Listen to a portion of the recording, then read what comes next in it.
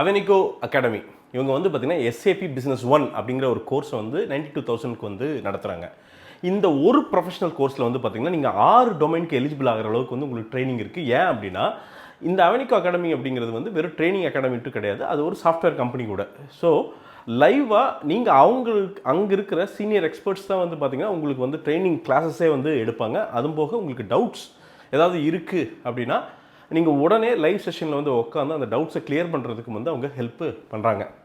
இது மட்டும் கிடையாதுங்க, ட்ரைனிங் முடிச்சிங்க அப்படின்னா 100+ கிளைண்ட்ஸ் உங்களுக்கு சவுத் இந்தியாவில் இருக்கிறங்காட்டிக்கு வந்து பார்த்தீங்கன்னா உங்களுக்கு career guidance, career path guidance and நீங்கள் வந்து வேலையில் வந்து லேண்ட் ஆகிறதுக்கும் ரொம்ப ஈஸியாக வந்து கைட் பண்ணிடுறாங்க. இந்த கோர்ஸ் அப்படிங்கிறது வந்து பார்த்தீங்கன்னா ஒரு 25 to 30 டேஸில் வந்து இந்த கோர்ஸ் வந்து முடிஞ்சிருக்குது. பட் தரோவாக உட்காந்து ஒரு சாஃப்ட்வேர் கம்பெனியில் உட்காந்து நீங்கள் வேலை பார்க்குற அந்த ஃபீலை வந்து ட்ரைனிங்லேயே கொண்டு வந்து உங்களை கம்ப்ளீட்டாக ப்ரிப்பேர் பண்ணி வந்து வெளியில் அனுப்புகிறாங்க. ஸோ தைரியமாக இந்த நம்பரை வந்து கூப்பிடுங்க, கோர்ஸை ஜாயின் பண்ணுங்கள், உங்களோட ட்ரீம் ஜாபில் லேண்ட் பண்ணுங்கள். அரண்மனை 4 சுந்தர் சி என்ன வந்து பார்த்தீங்கன்னா அரண்மனை இன்ஃபினிட்டி வரைக்கும் எடுத்துகிட்டே இருப்பார்னு நினைக்கிறேன். ரொம்ப தமிழ் சினிமா வந்து பார்த்திங்கன்னா வத்தி அப்படியே வறண்டு இன்றைக்கி இருக்கிற கிளைமேட் மாதிரி தான். சுற்றி எங்கேயுமே மரங்கள் எதுவுமே இல்லை, பற்றி எரியிற அளவுக்கு நீங்கள் கொடைக்கானல் மலைகள்லாம் வந்து பார்த்திங்கன்னா பற்றி எரியுது, அந்தளவுக்கு சூடு வறட்சி. அதே தான் வந்து பார்த்திங்கன்னா தமிழ் சினிமாலேயும் அவ்வளோ பெரிய ஒரு வறட்சி. அந்த வறட்சியை வந்து தீர்க்கறதுக்கு ஏதோ ஒரு அப்பப்போ கோடை மழை வரணும். நேற்று கூட வேலூரில் வந்து பார்த்திங்கன்னா ஆலங்கட்டி மழை பெஞ்சிருக்குது. அந்த மாதிரியான ஆலங்கட்டி மழை தான் இந்த அரண்மனை 4 அப்படின்னு நினைக்கல. பாசிட்டிவ் நெகட்டிவ் ரெண்டையும் சொல்லிடுறேன். சும்மா வந்து பார்த்தீங்கன்னா பாசிட்டிவ் இதுலேயும் பஞ்சாயத்தெல்லாம் இருக்குது.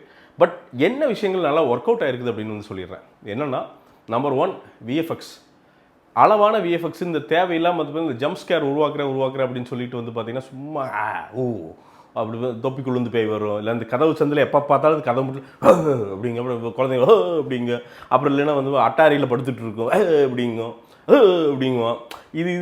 இதே இல்லாமல் அதை தாண்டி அதுக்குள்ளே வந்து பார்த்திங்கன்னா அந்த ஸ்கிரிப்டுக்குள்ளே நிறைய வேலைகள் வந்து பார்த்து அதில் வந்து ஒரு சின்ன அதாவது விஎஃப்எக்ஸ் வந்து வைக்கணும் அப்படின்னு வைக்காமல் அந்த கதைக்குள்ளேயே வந்து கரெக்டாக பிளெண்ட் ஆகி விஎஃப்எக்ஸ் வந்து வருது. அதுபோக அந்த கார்டை வந்து பார்த்திங்கன்னா ஒரு ப்ராப்பராக வந்து பார்த்திங்கன்னா ஒரு செட்டெல்லாம் வந்து போட்டிருக்காங்க. அதெல்லாம் ரொம்ப சூப்பராக பண்ணியிருக்காங்க அப்படின்னு சொல்லலாம். நிறைய விஷயங்கள் செட்டுகள் அதே மாதிரி தான். செட்டு ஒர்க்கும் வந்து பார்த்திங்கன்னா அந்த அம்மன் செட்டு, இந்த செட்டு ஒர்க்கெல்லாம் வந்து பார்த்திங்கன்னா அதுக்குள்ளே அந்த இன்டீரியர் அந்த பகலையாக காமிக்கிறது, அது எல்லாமே நிறைய வேலைகள் வந்து பார்த்துருக்குறாங்க. அது உண்மையாலுமே அந்த set work and VFX work வந்து பார்த்திங்கன்னா ரொம்ப ப்ரொஃபஷ்னலாக சூப்பராக பண்ணியிருக்காங்க. தேர்டு வந்து சினிமட்டோகிராஃபி வந்து பார்த்திங்கன்னா வழக்கமாக வந்து பார்த்திங்கன்னா ரொம்ப பிரைட் அடிக்கும். சுந்தர் சி என்ன படத்தில் வந்து சிலதெல்லாம் பிரைட் அடிக்கும். அதெல்லாம் இல்லாமல் ஒரு மாதிரி அந்த மூடுக்கு கொண்டு போய் அந்த காடுகள் கீடுகள்லாம் ஒரு மாதிரி ஒரு டிஐ ப்ளஸ் சினிமட்டோகிராஃபி ரெண்டுமே வந்து பார்த்திங்கன்னா ஒரு மாதிரி சூப்பராக பண்ணியிருந்தாங்க. அதுக்குள்ளே தமன்னா அவர்களெல்லாம் வந்து காமிச்சிருக்கிற விதம் ஃபஸ்ட்டு அந்த ப்ளஸ் சொல்லணும். என்னென்னா இந்த எப்போ பார்த்தாலும் வந்து பார்த்திங்கன்னா குட்டப்பாவாடியில் சுற்றிட்டு இருப்பாங்க சுந்தர் சி என்ன படத்தில். அதுவும் அரண்மனையில் வந்து பார்த்திங்கன்னா வழக்கமாக அது நடக்கும். அப்பப்போ ஐட்டம் சாங்கு 10 நிமிஷத்துக்கு ஒரு தாட்டி ஒரு கிளாமர் ஒன்று வந்துகிட்டே இருக்கும்.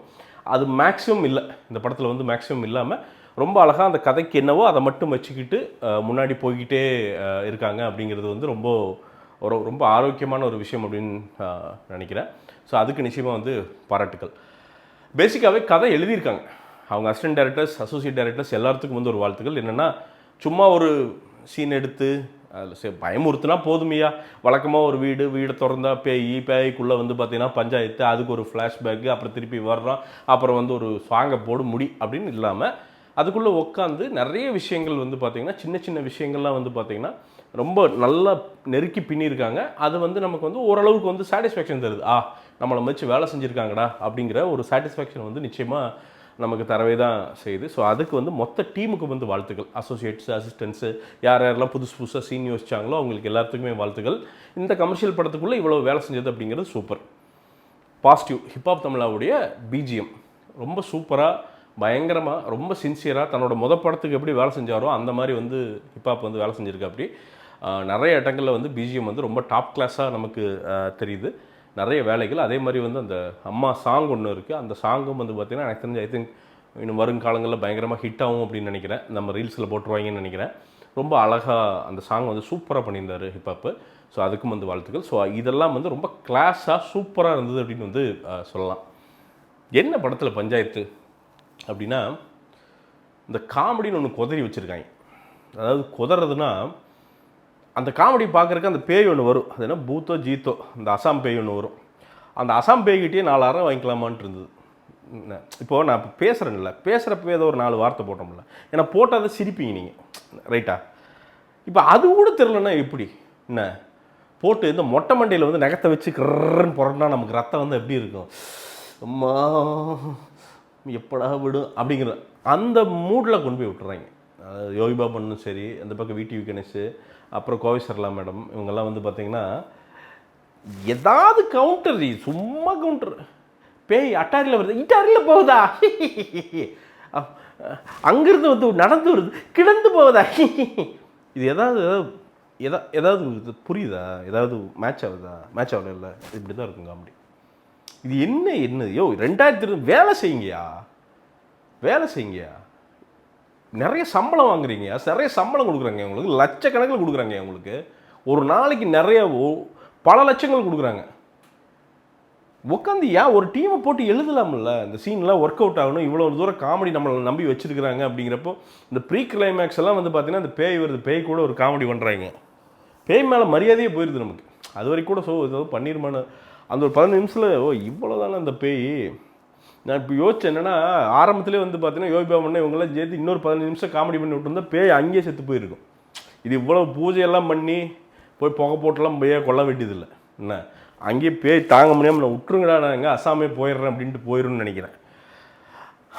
அந்த மாதிரி அவ்வளோ பேடாக இருக்குது. அது சிரிக்கிறாங்க இல்லைங்களே, அது என்னென்னா ஒரு எல்லாத்துக்கும் காமெடி ஒர்க் அவுட் ஆகணும்ல, அதுக்கு ஒரு சின்சியாரிட்டி வேணும்ல, அது வந்து இல்லை, அது வந்து பேடு. ஆமாம், திருத்திங்க, தயவுசெய்து கொஞ்சம் மாற்றுங்கய்யா, அவன் கிட் இல்லாமல் அவன் புலம்பிகிட்டு இருக்காயா, வெறுப்பேற்றாதீங்கய்யா. தமன்னா மேடம் சூப்பராக நடிச்சிருக்காங்க, செம்மையாக ஒரு மாதிரி பக்காவாக பண்ணியிருக்காங்க. அவங்க ரோல் வந்து உண்மையாலுமே நல்ல ஒரு மாதிரி வெயிட்டான ரோல், அதை வந்து கரெக்டாக டெலிவரி பண்ணியிருக்காங்க அப்படின்னு சொல்லலாம். குஷ்பு சிம்ரன்லாம் வர்றாங்க, அவங்களாம் வந்து டான்ஸிங்கை போடுறாங்க, கடைசியில் வந்து வழக்கமாக அந்த அரண்மனைனால என்ன கடைசியில் அந்த சாங்கு அதுதான், அதெல்லாம் போடுறாங்க. ஃபேமிலியாக போய் உட்காந்து பார்க்குறதுக்கு செம்ம டீசெண்டான படம். ஆனால் அதுக்கு இன்னொன்று சொல்லிடுறேன், தயவு செய்து குழந்தைகளுக்கு வந்து பயம் இருக்குது அப்படின்னா, வாமா அரண்மனை 4 பார்க்கலாம் அப்படின்லாம் கூப்பிட்டு போயிடாதீங்க. உங்களை மாதிரி வந்து எருமத்தோல் வந்து குழந்தைகளுக்கு கிடையாது, அதுகளுக்கு வந்து பயந்துக்குங்க. பயந்து வந்து சைக்காலஜிக்கலாக அது அஃபெக்ட் ஆனாலும் ஆகும், அதெல்லாம் தெரியும், கொஞ்சமாவது அறிவு இருக்கட்டும். இந்த கார் மேலே வந்து பார்த்தீங்கன்னா இந்த சன்ரூஃப் இது பண்ணிட்டு தலையை இதுன்ட்டு என் பிள்ளை நான் புதுசாக கார் வாங்கியிருக்கேன்ல, ஏன்னா அது பிரேக் அடிச்சுன்னா தலை கட்டாயி வெளியில் போயிடும். ஆனால் அதெல்லாம் நமக்கு எதுக்கு, நம்ம குழந்தை எக்கேடுக்கிட்டால் நமக்கு என்ன அப்படின்ட்டு இருக்கீங்களா? அந்த மாதிரி பேரண்ட்டாக இருந்துடாதீங்க. இதில் வந்து நிறைய ஜம்ப் ஸ்கேர்ஸ் இருக்குது, பயம் வந்தாலும் வர்றதுக்கு வாய்ப்பு இருக்குது. அப்படிங்கிறப்போ உங்கள் குழந்தை வந்து ரொம்ப பயந்த சுவம்னா கூப்பிட்டு போகாதீங்க. நீங்கள் போய் உட்காந்து பாருங்கள், எல்லோரும் உட்காந்து மிச்சர் தின்ட்டு பாருங்கள், 50 பேர் உட்காந்து பாருங்கள். பயந்த சுபாவம் குழந்தை அப்படின்னா கொஞ்சம் யோசிச்சு கூட்டிகிட்டு போங்க அந்த படத்துக்கு. ஏன்னா பயப்படுற இடங்கள் வந்து நிறையா இருக்குது. இது ஒன்றும் சர்க்கஸ் கிடையாது. அந்த பொண்ணு பையனை சொல்லாது உங்களுக்கு என்ன சைக்காலஜிக்கல் அஃபெக்ட் ஆகிருக்குதுன்னு. அது எப்படி வந்து வெளியில் வரும்னு நமக்கு தெரியாது. ஸோ யோசித்து கூட்டிகிட்டு போங்க. அது ஒன்று மட்டும்தான் ஒரே ஒரு இது. சரியா, ஓவராலாக என்ன அப்படின்னு பார்த்தீங்கன்னா, ஜென்ரல் ஆடியன்ஸுக்கு ஜாலி படங்க, அதான் சொல்ல விரும்புகிறேன். இது இந்த குளறுபடிகள், இந்த காமெடி குளறுபடிகள்லாம் இருந்தாலுமே நீங்கள் வந்து ஜென்ரல் ஆடியன்ஸ் போய் உட்காந்தாங்கன்னா ஒரு என்டர்டெய்னரை பார்த்துட்டு வெளியில் வர்றதுக்கான ஒரு க்ளீனாக வெளில வரும்போது வந்து பார்த்திங்கன்னா பெரிய மண்டையை சொரியாமல் வர்றதுக்கான வாய்ப்புகள் வந்து நிறையா இருக்குதுங்க. ரொம்ப இந்த சினிமா பிடிச்சவங்கலாம் பார்த்தீங்கன்னா கடுப்பாயிருவீங்க நிறைய இடங்களில். சினிமா ரொம்ப ரசித்து பார்க்குறவங்களாம் பார்த்தீங்கன்னா என்னடா டே அப்படின்ட்டு லாஜிக் லூப் ஹோல்ஸு, அதே மாதிரி இந்த காமெடி இதெல்லாம் பார்த்து கடுப்பாயிருவீங்க. பட் அதெல்லாம் தாண்டி ஐ திங்க் இந்த சம்மருக்கு ஒரு பேக்கேஜாக அதோட வேலை, அந்த படத்தோட வேலை என்ன, கமர்ஷியல் என்டர்டெய்னர், அந்த வேலையை செய்யுமான்னு கேட்டிங்கன்னா செய்கிறதுக்கான வாய்ப்புகள் மிக அதிகம் அப்படிங்கிறதான் வந்து நான் சொல்லிக்க விரும்புகிறேன். ஃபேமிலிஸ் போங்க, ஜாலியாக போய் பாருங்கள். அரண்மனை 4 வந்து பார்த்திங்கன்னா இதாங்க படத்துக்குள்ளே இருக்கிறது, இவ்வளோ தான், இதான் மேட்ரு. போய் தாராளமாக போய் பாருங்கள். அதே மாதிரி இது நம்ம பிராண்டுங்க, ரோர் சவுத் அப்படின்னு ஒரு பிராண்டு. நான் அதில் தான் வந்து இந்த டிஷர்ட்ஸ்லாம் விற்கிறேன். இந்த ட்ராப் ஷோல்டர் டிஷர்ட்ஸ், இது 14 கலரில் விற்கிறோம். இதே மாதிரி பார்த்தீங்கன்னா சம்மர் செட்டுன்னு ஒன்று விற்கிறேன். பார்த்தீங்கன்னா 899க்கு டிஷர்ட் பேண்ட் ரெண்டுமே சேர்த்து விற்கிறோம். இதெல்லாமே இந்த வெப்சைட்குள்ளே இருக்குது, இந்த கிளிக் பண்ணிங்கன்னா உங்களுக்கு வரும், பாருங்கள். உங்களுக்கு ரொம்ப டாப் குவாலிட்டியில் மேனுஃபேக்சர் பண்ணி பண்ணுறோம். சும்மா வந்து பார்த்திங்கன்னா வாங்கி விற்கலை, மேனுஃபேக்சர் பண்ணி பண்ணுறோம். ஸோ உங்களுக்கு வந்து நம்பர் 1 குவாலிட்டி ஒரு 2000-3000 ரூபாய்க்கு வாங்குற குவாலிட்டி என்னவோ அதை வந்து பார்த்தீங்கன்னா இதெல்லாம் 349 ரூபா. இது வந்து 3 வாங்கினீங்கன்னா ஒன்று ஃப்ரீ கூட இருக்குது. அதே மாதிரி அது 899 ரூபாங்கிறதெல்லாம் ஒரு 3000 ரூபா குவாலிட்டி என்ன இருக்குமோ அதை நான் வந்து கொடுத்துருக்கேன். ஸோ நம்பி வாங்குங்க. ஒரு சின்ன பிஸ்னஸ்ங்க, சப்போர்ட் பண்ணுங்கள். தேங்க்யூ. அரண்மனை 4 சம்மர் கொண்டாட்டம் போய் பாருங்கள், என்ஜாய் பண்ணுங்கள். இன்னொரு விமர்சனம் முன்னோட்டம் இல்லாட்டி வீடியோவுடன் உங்களை சந்திக்கிறேன். நன்றி, வணக்கம்.